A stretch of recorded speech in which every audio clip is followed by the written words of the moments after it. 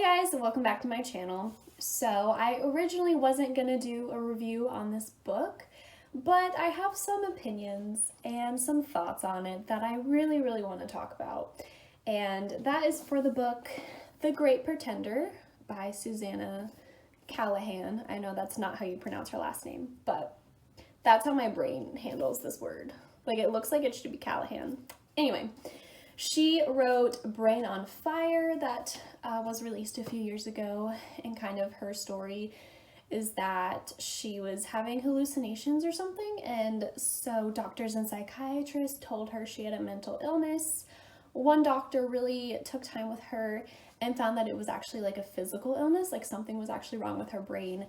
And so she saw the difference in how people treated her when she had a mental illness compared to a physical illness, and really wanted to explore that. And she's been doing talks all over the country about mental health and things like that. So that is the author.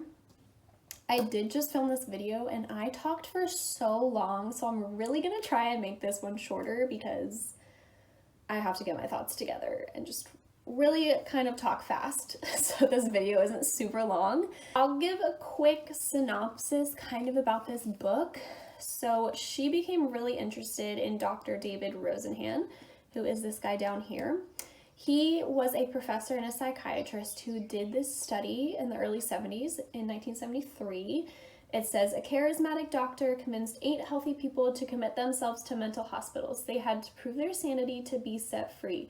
Their undercover mission would change our understanding of madness forever. She really looks into this doctor because his experiment really changed psychiatry and really exposed it for kind of having a lot of frauds. And, you know, psychiatry is so hard because it isn't physical. It's totally a psychiatrist's opinion and what they're trained on. And so differing psychiatrists have different opinions. And that was really exposed in this book and in his study. And so she studied his work, tried to find these pseudo patients that committed themselves voluntarily. They were all pretty much diagnosed with schizophrenia.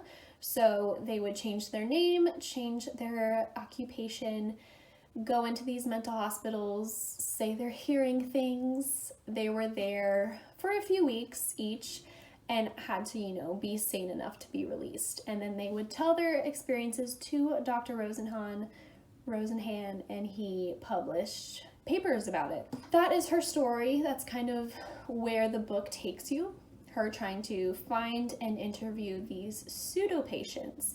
Also, something important to mention is that after these studies came out, you know, people started having really bad opinions about mental hospitals. People were treated, or patients were treated horribly. Really reminded me of some scenes from like American Horror Story Asylum, like that kind of level. Doctors not caring, nurses not caring, patients not having beds or working toilets, and just completely just forgotten. And so even JFK came forward and he said, you know, we need to change the system, kind of make it more like a community and have more one-on-one attention for these patients with mental illnesses. And then he was assassinated, and so nothing happened. And so these mental hospitals started being shut down because of the horrible conditions. But of course, this just made these patients have to go to regular hospitals that became really overcrowded. And so that's kind of where we are today, is that a lot of people with mental illnesses are homeless and a lot are in jail. And it kind of ended on a happier note with saying, you know, more doctors and psychiatrists are coming forward and advocating for better treatment of people with mental illnesses and things. But still, things are not great, at least in America. I don't know where you live, but there's still a huge stigma around mental illnesses. But what I have to say about this book, and I hate giving negative reviews because I know how much work and research and effort went into making this book. And, you know, I want to make sure that that is still valid, and I'm not trying to really give a negative review, but I felt that, you know, the first quarter of this book and the last quarter of this book were somewhat enjoyable to read, but that middle half just I felt could have been completely taken out of the book and I would have gotten the same information. I would have learned the same amount of stuff.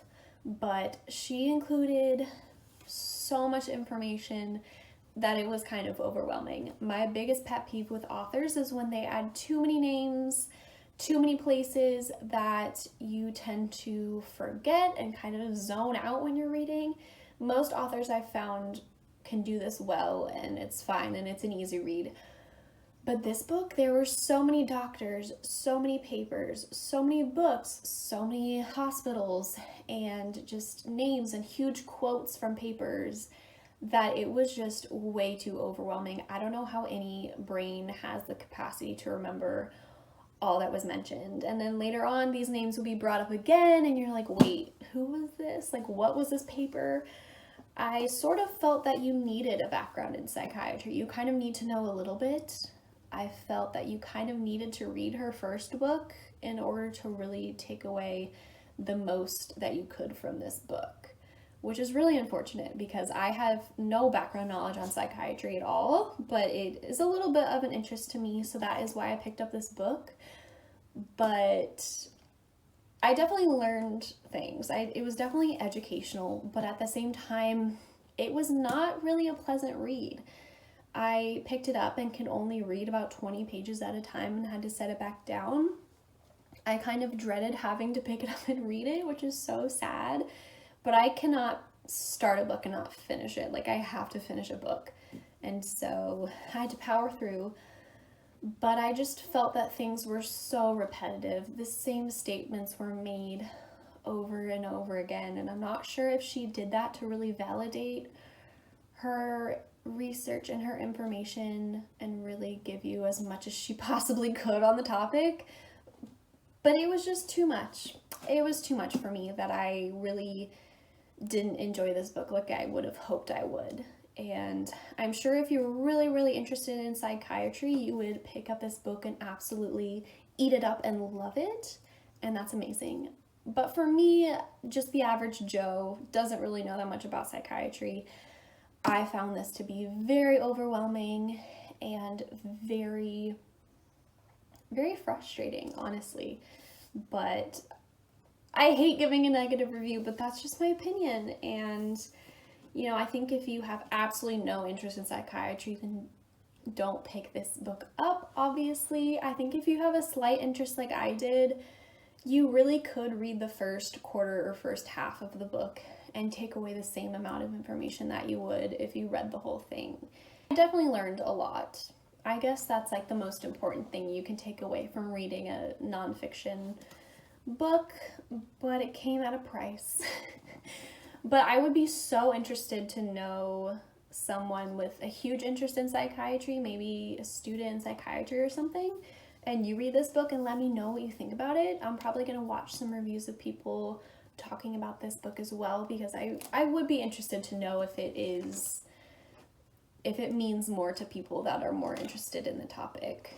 But to me, like I've said, it just was really, really overwhelming, and maybe I should have started with like a smaller book about psychiatry first. This was like a huge step into that world that I wasn't prepared for. So I would love to hear your opinion if you've read this book, and kind of what your interest level is in psychiatry and mental health.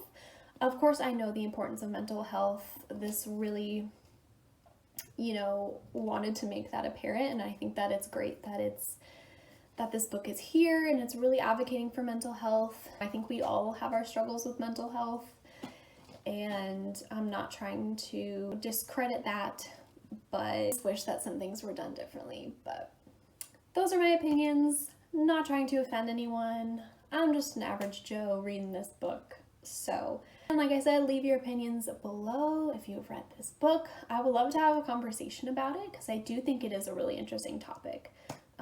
But that is all I have for you guys today. Thank you so much for watching, and I will see you guys in my next video. Bye, guys.